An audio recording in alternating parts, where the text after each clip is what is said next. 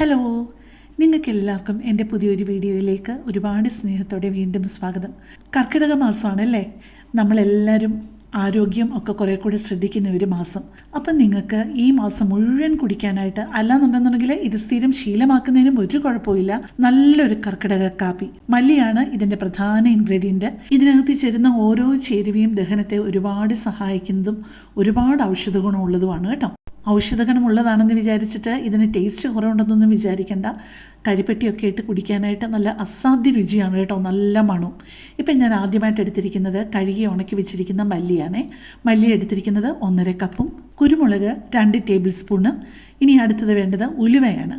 ഉലുവയും 2 ടേബിൾ സ്പൂണാണ്. Table spoon എന്ന് പറയുന്നത് വലിയ സ്പൂണാണ്, നിങ്ങൾക്ക് അളവ് തെറ്റിപ്പോരുത് കേട്ടോ. ടേബിൾ സ്പൂൺ വലിയതും ടീസ്പൂൺ ചെറുതും. ഏലയ്ക്ക ഒരു 2 എണ്ണമാണ് എടുത്തിരിക്കുന്നത്.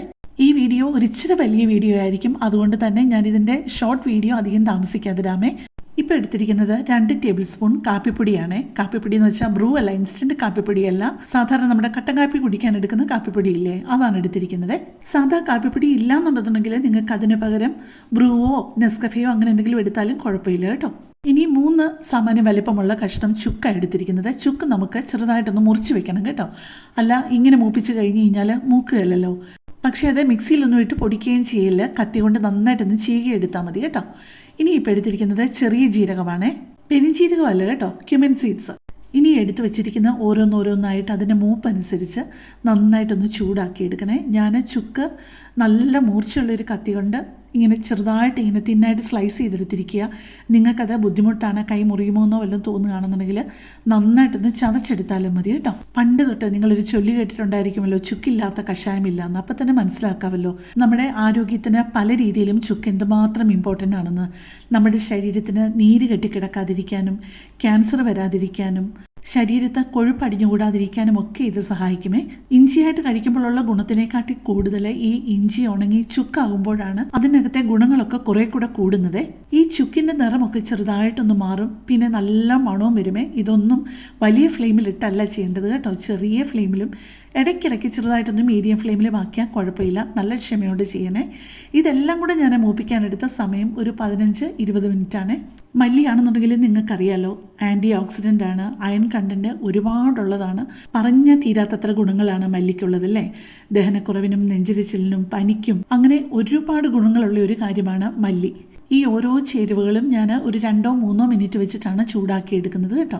പെട്ടെന്ന് ഞാനൊരു കാര്യം പറഞ്ഞോട്ടെ, എൻ്റെ ഈ ചാനലും എൻ്റെ ഈ വീഡിയോയും ഒക്കെ ആദ്യമായിട്ട് കാണുന്ന ആരെങ്കിലും ഒക്കെ ആണെന്നുണ്ടെങ്കിൽ എൻ്റെ ചാനലിൽ ഒരുപാട് വ്യത്യസ്തമായിട്ടുള്ള റെസിപ്പികളുണ്ട്.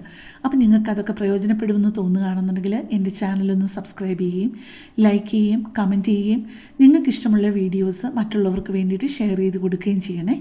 ഈ ഒരു കാപ്പി നല്ല സ്വാദാണെന്ന് ഞാൻ വെറുതെ പറഞ്ഞതല്ല കേട്ടോ, നല്ലൊരു ആ മണം തന്നെ നല്ലൊരു ഹെൽത്തിയാണ്. പിന്നെ ആ ശർക്കരയും കൂടെ അങ്ങോട്ട് ഇടുമ്പോഴത്തേക്ക്, ശർക്കര അല്ലെന്നുണ്ടെങ്കിൽ കരിപ്പെട്ടിയും കൂടെ ഇടുമ്പോഴത്തേക്ക് ഒരു അസാധ്യ ടേസ്റ്റാണ് കേട്ടോ ഇതെല്ലാം കൂടെ.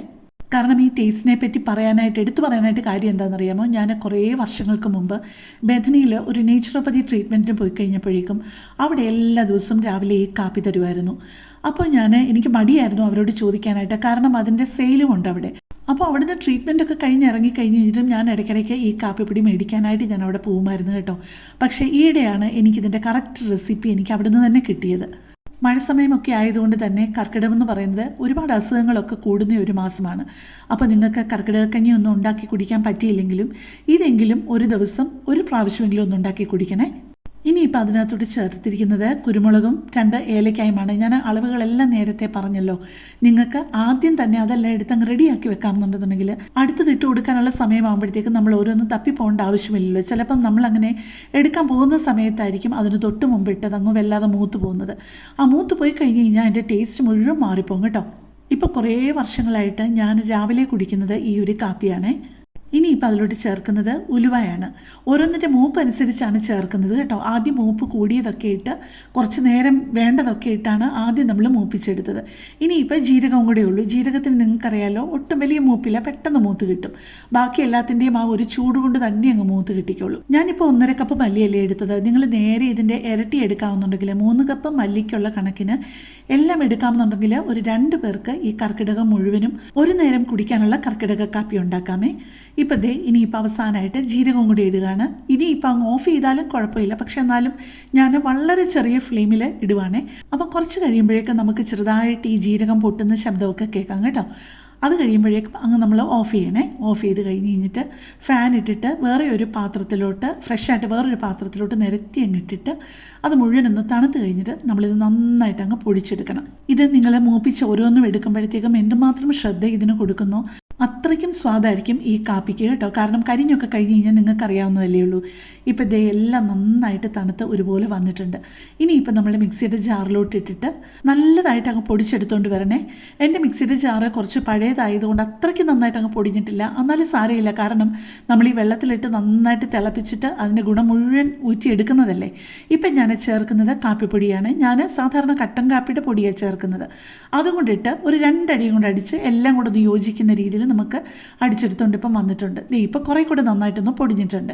ഇനി കർക്കിടക കാപ്പിയുടെ ഈ പൊടി ഇട്ടിട്ട് എങ്ങനെയാണ് കാപ്പി തയ്യാറാക്കുന്നതെന്നും കൂടി നിങ്ങൾക്ക് കാണണ്ടേ. 250 ml കപ്പിന് 2 കപ്പാണ് ഞാൻ വെച്ചിരിക്കുന്നത് വെള്ളമേ. അതൊന്ന് തിളയ്ക്കാൻ തുടങ്ങുമ്പോഴേക്കും ഞാൻ 1 ടേബിൾ സ്പൂണാണ് ഇട്ടത് കേട്ടോ. എൻ്റെ ആ ഒരു ടേസ്റ്റിനനുസരിച്ച് 1 ടേബിൾ സ്പൂൺ ധാരാളം മതി. അതുപോലെ ഒരു 3-4 ടേബിൾ സ്പൂൺ ശർക്കരയും കൂടി ഇട്ടിട്ടുണ്ട്. എനിക്ക് കരിപ്പെട്ടി കിട്ടിയില്ല, അതുകൊണ്ടാണ് ഞാൻ ശർക്കര ഇട്ടത്. മധുരം ഓരോരുത്തരുടെയും പാകത്തിനനുസരിച്ച് എടുത്തോണേ, കാരണം ഇവിടെ ഇച്ചിരി മധുരം കൂടുതൽ വേണ്ടതാണ്. അതുകൊണ്ടാണ് 3-4 ടേബിൾ സ്പൂൺ ശർക്കര ഞാൻ ചീകി എടുത്തത്. ശർക്കരയാണെന്നുണ്ടെന്നുണ്ടെങ്കിലും അത് നമ്മുടെ കൈ കിട്ടുമ്പോൾ ഉടനെ എല്ലാം കൂടെ ഒരുമിച്ച് അങ്ങ് ചീകി വെച്ച് കഴിഞ്ഞാൽ ഓരോ ദിവസവും നമ്മൾ എടുക്കുമ്പം അപ്പോൾ ഇങ്ങനെ ചീകി എടുക്കാനും മെനക്കെടേണ്ടി വരത്തില്ല. ഇപ്പം നമ്മുടെ കാപ്പി ചെറുതായിട്ട് തിളയ്ക്കാൻ തുടങ്ങിയിട്ടുണ്ട്. ഇങ്ങനെ ഒരു 2-3 മിനിറ്റ് കിടന്ന് തിളച്ച് കഴിയുമ്പോഴേക്കും ആ തിളയ്ക്കുമ്പം തന്നെ നല്ലൊരു മണമാണ് കേട്ടോ. അത് കഴിഞ്ഞിട്ട് ഇതൊന്ന് അടിയാനായിട്ട് കുറച്ച് നേരം വെക്കണം. എന്നിട്ട് അരിച്ചിട്ട് ചൂടോടുകൂടി തന്നെ, കാരണം പ്രത്യേകിച്ച് ഞാനിത് പൊടിച്ചപ്പം കംപ്ലീറ്റ് അങ്ങ് നന്നായിട്ടങ്ങ് പൊടിയായില്ല. അല്ലെങ്കിൽ തന്നെയും എന്തായാലും ഇതിൻ്റെ അടിയിൽ കുറച്ച് മട്ട് പോലെ കാണും. അതെന്തായാലും നമ്മൾ അത് തന്നെയല്ല, കട്ടൻ കാപ്പിയുടെ പൊടിയല്ലേ എടുത്തിരിക്കുന്നത്, ബ്രൂ അല്ലല്ലോ. അപ്പോൾ അതുകൊണ്ട് തന്നെ നമ്മൾ ഇതൊന്ന് സെറ്റിൽ ചെയ്യാൻ കുറച്ച് നേരം ഒന്ന് അടച്ച് വെച്ചിട്ട് അത് അരിച്ച് തന്നെ എടുക്കണേ. ഇപ്പം ഞാൻ കാപ്പി ഉണ്ടാക്കാനായിട്ട് 1 ടേബിൾ സ്പൂണല്ലേ എടുത്തിട്ടുള്ളൂ ആകെ. പക്ഷെ നിങ്ങൾക്ക് അതിൻ്റെ അളവ് കൂട്ടുകയോ കുറയ്ക്കുകയോ ചെയ്യാം കേട്ടോ. ചിലപ്പോൾ കുറച്ചുകൂടെ ഇടുന്നതായിരിക്കും കുറച്ചുകൂടെ ടേസ്റ്റായിട്ട് തോന്നിക്കുന്നത്, കുറച്ചുകൂടെ ആരോഗ്യത്തിന് നല്ലത്. പക്ഷേ 1 ടേബിൾ സ്പൂണ് 2 കപ്പിന് ഇടുമ്പോഴത്തേക്കും എനിക്കത് വളരെ പെർഫെക്റ്റ് ആയിട്ടാണ് തോന്നിയത്. ബാക്കിയുള്ള പൊടി നമ്മൾ നല്ല എയർ ടൈറ്റ് ആയിട്ടുള്ള ഒരു അടപ്പുള്ള ഒരു കുപ്പിയിലോട്ട് ഇട്ട് വെച്ച് കഴിഞ്ഞാൽ 1 മാസമെങ്കിലും മിനിമം നമുക്ക് ഒരു കുഴപ്പമില്ലാതെ ഉപയോഗിക്കാം കേട്ടോ. 1-1.5 മാസം ഉപയോഗിക്കാം. പിന്നെ വേണമെന്നുണ്ടെങ്കിൽ നിങ്ങൾക്ക് കുറേ കൂടെ സേഫായിട്ടിരിക്കാനായിട്ട് ചെയ്യാവുന്ന ഒരു കാര്യം 2-3 കൊച്ചു കുപ്പികളിലായിട്ട് മാറ്റി വെച്ചാലും മതി. അപ്പോൾ ആ ഏതെങ്കിലും ഒരു കുപ്പി എടുത്ത് തീർന്നിട്ട് അടുത്ത കുപ്പി എടുത്താൽ മതിയല്ലോ. ഇങ്ങനത്തെ പണ്ടത്തെ കാപ്പി ഗ്ലാസ്, ചായ ഗ്ലാസ്സൊക്കെ നിങ്ങൾ ഓർക്കുന്നുണ്ടല്ലോ അല്ലേ. ഇങ്ങനത്തെ ഗ്ലാസ്സിന് ഒരു 4 ഗ്ലാസ്സാണ് എനിക്ക് കിട്ടിയത്. 1/2 ലിറ്റർ വെള്ളമാണ് നമ്മൾ വെച്ചതെന്നുണ്ടെങ്കിലും കുറച്ചൊന്ന് വറ്റിപ്പോവല്ലോ, അതുകൂടെ കണക്കാക്കി വേണം നിങ്ങൾ എടുക്കാനേ. അപ്പോൾ ഒരു പ്രാവശ്യമെങ്കിലും നിങ്ങളിതൊന്ന് ട്രൈ ചെയ്യാതിരിക്കില്ല കേട്ടോ. അപ്പോൾ കൂടുതൽ നല്ലൊരു വീഡിയോ ആയിട്ട് നമുക്ക് പിന്നെ കാണാം. താങ്ക്